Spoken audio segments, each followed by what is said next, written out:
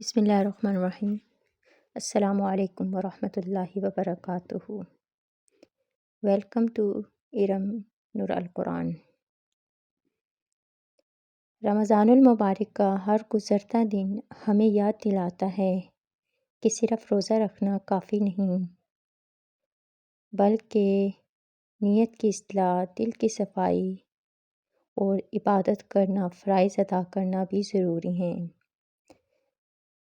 آج کی اس ویڈیو میں ہم سیکھیں گے کہ کس طرح ہم رمضان میں اپنی عبادت کو مضبوط بنا سکتے ہیں، گناہوں سے توبہ کر سکتے ہیں اور اللہ تعالیٰ سبحانہ و تعالیٰ کے قریب ہو سکتے ہیں۔ یہ ویڈیو آپ کو نیا حوصلہ دے گی، آپ کے دل کو نرم کرے گی اور آپ کو رمضان کو واقعی بدلنے والا مہینہ بنانے میں مدد دے گی۔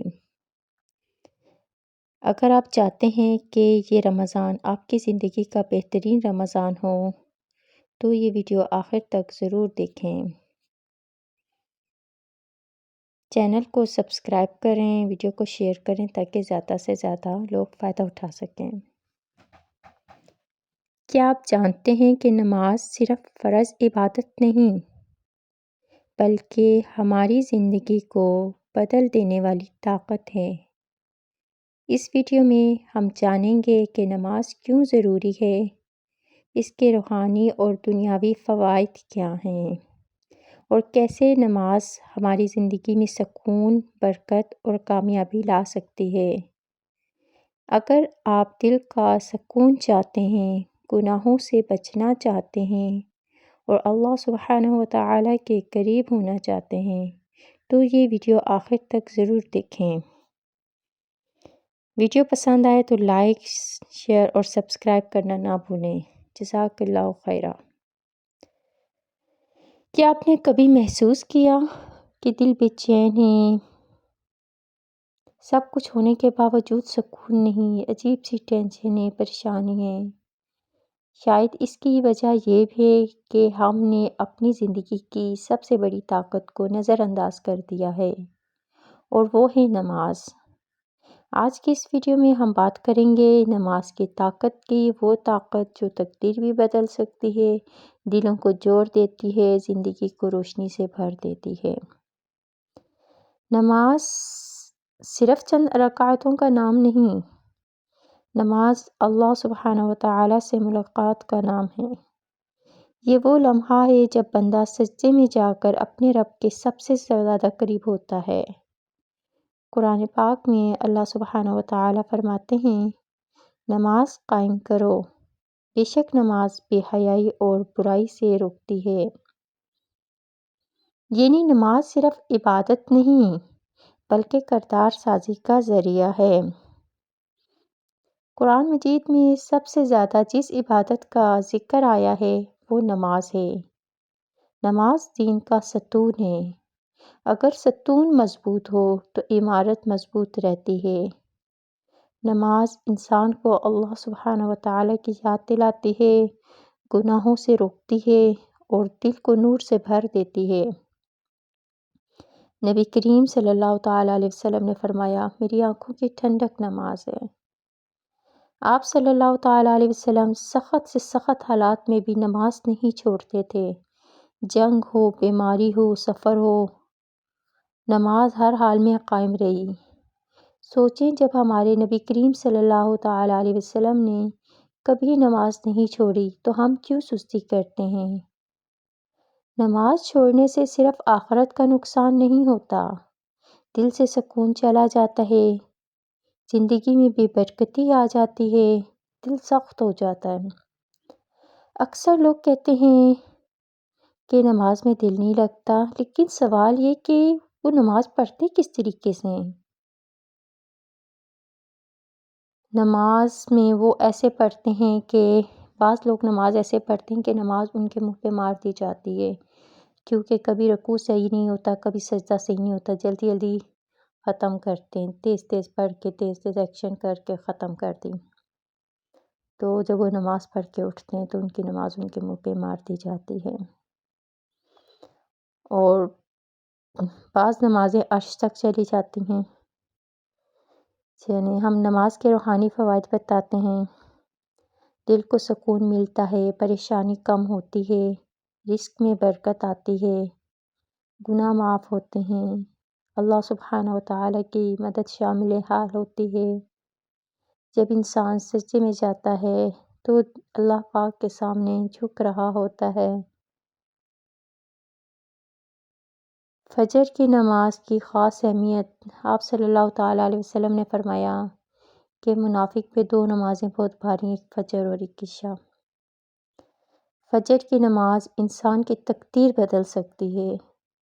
جو شخص دن کی شروعات اللہ سبحانہ و تعالیٰ کے نام سے کرتا ہے، اس کا پورا دن برکت والا ہو جاتا ہے۔ فجر کی نماز پڑھنے والوں کے چہرے پر ایک خاص نور ہوتا ہے۔ میری بہنوں، گھر کے کام، بچوں کی ذمہ داریاں، مصروفیات سب اپنی جگہ، لیکن نماز سب سے پہلے۔ اگر آپ اپنی زندگی میں کامیابی چاہتے ہیں تو نماز کو اپنی پہلی ترجیح بنا لیں۔ نبی کریم صلی اللہ تعالیٰ علیہ وسلم نے فرمایا کہ نماز کسی بھی حال میں معاف نہیں۔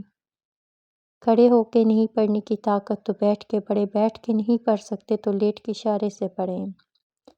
وضو نہیں کر سکتے، پانی نقصان دیتا ہے اگر تو آپ تیمم کریں، لیکن نماز معاف نہیں۔ صحیح، کسی بھی حال میں نماز معاف نہیں۔ انسان جب دنیا سے جاتا ہے نا تو وہ اپنے پیاروں کو کیا وصیت یا نصیحت کرتا ہے؟ اس چیز کی نصیحت کرتا ہے، اس چیز کی وصیت کرتا ہے جو اسے سب سے زیادہ پسند ہوتی ہے، سب سے زیادہ محبوب ہوتی ہے۔ نبی کریم صلی اللہ تعالیٰ علیہ وسلم اپنی امت سے بہت محبت کرتے تھے، اتنی محبت کرتے تھے کہ کتنے کتنے گھنٹے روک کے اپنی امت کے لیے دعا کرتے تھے۔ قیامت والے دن جب سارے نبی بھی نفسی نفسی کہیں گے، میری جان میری جان، تو صرف ایک واحد ہمارے کریم صلی اللہ تعالیٰ علیہ وسلم ہوں گے، نبی کریم پاک صلی اللہ تعالیٰ علیہ وسلم ہوں گے جو کہیں گے یا ربی امتی امتی، اے میرے رب میری امت میری امت۔ یعنی اس وقت بھی ان کو اپنی امت کی ہوگی، تو اتنی محبت کرتے تھے۔ انہوں نے بھی جب دنیا سے تشریف لے کے جا رہے تھے تو انہوں نے سب سے پسندیدہ چیز کی نصیحت کی۔ میں نے جیسے آپ کو پہلے کہا نا، انسان جب دنیا سے جاتا ہے تو اس چیز کی نصیحت یا وصیت کرتا ہے جو اسے سب سے محبوب ہوتی ہے کہ اس کا خیال رکھنا۔ تو ہمارے نبی کریم صلی اللہ تعالیٰ علیہ وسلم نے فرمایا الصلاۃ الصلاۃ الصلاۃ، میری امت نماز نہیں چھوڑنا۔ آپ صلی اللہ تعالیٰ علیہ وسلم نے دنیا سے جاتے ہوئے 2 نصیحتیں فرمائیں۔ ان کی ساری زندگی نصیحت ہی تھی، ساری زندگی امت کے لیے دعائیں ہی تھیں، لیکن جاتے ہوئے جو انہوں نے 2 نصیحتیں فرمائیں، جس میں پہلی نصیحت فرسٹ نمبر پہ نماز تھی، میری امت نماز نہ چھوڑنا۔ اور دوسری نصیحت ہے، اس کے بارے میں ہم انشاءاللہ نیکسٹ ویڈیو بنائیں گے، اس میں آپ کو بتاؤں گی۔ اگر آپ واقعی انٹرسٹڈ ہیں، آپ سیکھنا چاہتے ہیں اباؤٹ دین کے متعلق، ہمارے نبی پاک صلی اللہ تعالیٰ وسلم کے متعلق کہ وہ ہمارے بارے میں کتنے فکر مند تھے، تو ویڈیو کو لازمی آپ نے اینڈ تک دیکھنا ہے، کوئی پارٹ اسکپ نہ کریں، کیونکہ کہیں بار کوئی بہت امپورٹنٹ چیز ہوتی ہے وہ اسکپ ہو جاتی ہے۔ اور لائک لازمی کیا کریں، اس سے حوصلہ بڑھتا ہے۔ اور کامنٹ میں اگر آپ کو کوئی چیز سمجھ نہیں آتی یا آپ کچھ بھی پوچھنا چاہتے ہیں تو آپ لازمی پوچھا کریں، اور ویڈیو کو لازمی شیئر کیا کریں۔ میری انشاءاللہ بہت جلد صدقہ جاریہ پہ ویڈیو بنے گی۔ صدقہ جاریہ کیا ہے؟ تو دیکھیں، ہمارے نبی پاک صلی اللہ تعالیٰ علیہ وسلم نے جاتے ہوئے اپنی امت کو نماز کی اسپیشل نصیحت کی، اور امت نماز ہی کو چھوڑ بیٹھی ہے۔ نماز پڑھے، اول تو پڑھتے نہیں، جو پڑھتے ہیں ان کا بھی بہت کم لوگ ہوتے ہیں جو اچھی نماز پڑھتے ہیں۔ کہتے ہیں آپ نے اچھی نماز پڑھنے کے لیے کیا کرنا چاہیے؟ اب یہ کویسچن آتا ہے نا کہ ہم اچھی نماز پڑھنے کے لیے کیا کریں؟ اچھی نماز پڑھنے کے لیے آپ یہ سوچیں، جب اذان ہو تو سب سے پہلے یہ سوچیں کہ میرے اللہ نے مجھے بلایا ہے، ٹھیک ہے؟ تو آپ سب کام چھوڑ کے اول وقت میں نماز ادا کریں۔ دوسرا، آپ یہ سوچیں کہ جب آپ نماز شروع کریں، اچھا سا وضو کر کے نماز شروع کریں، تو آپ یہ سوچیں کہ کیا پتہ یہ میری آخری نماز ہو، کیونکہ کوئی بھی انسان نہیں جانتا کہ کب اس کی آخری نماز ہو جائے۔ کہیں لوگ ہوتے ہیں ان کو دوبارہ نماز نصیب نہیں ہوتی، صبح سو کے اٹھتے ہیں، شام تک ان کے شام تک کیا پلان ہوتے ہیں، سالوں کے پلان ہوتے ہیں، لیکن شام تک وہ قبر میں ہوتے ہیں۔ کئی لوگ ہیں ہمارے اپنے سامنے واقعات ہیں، آپ غور کریں، تفکر کریں، اس کو سوچیں تو آپ کو پتہ لگے گا کتنے لوگ ہیں جو اچانک سے دنیا سے چلے جاتے۔ تو آپ جو بھی نماز پڑھیں نا، بس یہ سوچیں کہ کیا پتہ یہ میری آخری نماز ہو، ہمیں پتہ لگ جائے کہ یہ ہماری آخری نماز ہے، اس کے بعد ہماری موت ہے۔ سوچیں ہم کیسی نماز پڑھیں گے، صحیح پراپر نماز پڑھیں گے، پوری دنیا کو چھوڑ دیں گے۔ ہم کہیں گے ابھی تو تھوڑی دیر بعد ویسے بھی دنیا کو چھوڑ دینا ہے، پھر ہم دنیا کو چھوڑیں گے نا، تو ہم نماز میں پورا ٹائم لگائیں گے، سکون لگائیں گے، دل لگا کے پڑھیں گے۔ تو ہر نماز کے ٹائم 5 تو نمازیں کون سا زیادہ ہیں، تو ہر نماز کے ٹائم ہم نے بس یہ سوچنا ہے کہ کیا پتہ یہ میری آخری نماز ہو، اس کو آخری نماز سمجھ کے پڑھیں، کیونکہ کیا پتہ اس کے بعد زندگی ہو یا نہ ہو۔ صحیح ہے، کیونکہ جب تک زندگی ہے تو کوئی نماز آخری نہیں ہوتی ہے، ہر نماز آپ پہ فرض ہے جب تک زندگی ہے، لیکن obviously جب آپ موت ہو جاتی ہے تو اس کے بعد تو کوئی نماز نہیں پڑھتا نا۔ تو آپ نے یہ سوچنا ہے کہ کیا پتہ اس کے بعد مجھے نماز نصیب ہو یا نہ ہو، ٹھیک ہے۔ اور مردوں کے لیے مسجد میں جا کر جماعت کے ساتھ نماز ادا کریں، ٹھیک ہے، کیونکہ نبی کریم صلی اللہ تعالیٰ وسلم نے فرمایا میں دل کرتا ہوں ان گھروں میں آگ لگا دوں جن کے گھر مسجد کے قریب ہیں اور وہ گھر میں نماز پڑھیں۔ دیکھیں کتنی بڑی بات فرمائی آپ صلی اللہ تعالیٰ وسلم نے کہ مسجد کے قریب گھر ہے تو پھر مسجد میں نماز پڑھیں، گھر میں نماز نہ پڑھیں۔ مردوں کے لیے مسجد میں جا کے نماز پڑھنا افضل ہے، گھر میں نماز تو ہو جاتی ہے لیکن فرض ادا ہو جاتا ہے، لیکن افضل اگر ہم ایک کام کر ہی رہے ہیں تو ہم بہتر کیوں نہ کریں۔ دیکھیں جب ہمارے پاس پیسے ہوتے ہیں، ہم باہر جاتے ہیں اپنے لیے شاپنگ کرنے، ہم کہتے ہیں اگر ہم نے جوڑا ایک ہی خریدنا ہے تو ہم اچھا کیوں نہ خریدیں، ایسا کیوں نہ خریدیں یعنی کہ جو سب سے بیسٹ ہو۔ تو ہم نماز کے لیے بھی یہی سوچیں کہ ہم اس طرح نماز کیوں نہ پڑھیں جو بیسٹ ہے۔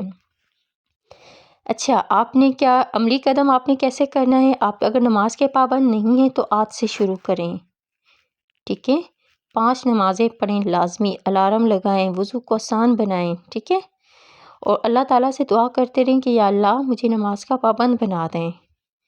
یاد رکھیں کہ اللہ تعالیٰ نیت دیکھتے ہیں، اگر آپ سچی نیت سے دل سے دعا کریں گے نا تو اللہ تعالیٰ راستے آسان کر دیں گے انشاءاللہ۔